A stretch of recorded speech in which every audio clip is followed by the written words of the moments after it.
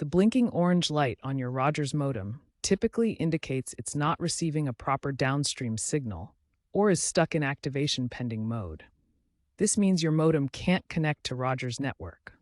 This issue is the third most common call for customer service and is often related to physical cable connections or activation problems. As of November 2025, Rogers has been upgrading its infrastructure to fiber optic, but issues still arise, especially in areas with older cable setups or weaker signals.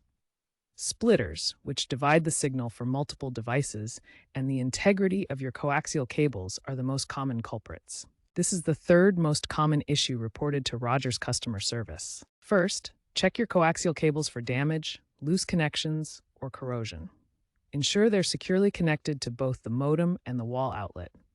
If you're using splitters, make sure they are Rogers certified and rated for high frequencies up to 1 GHz for DOCSIS 3.1 modems.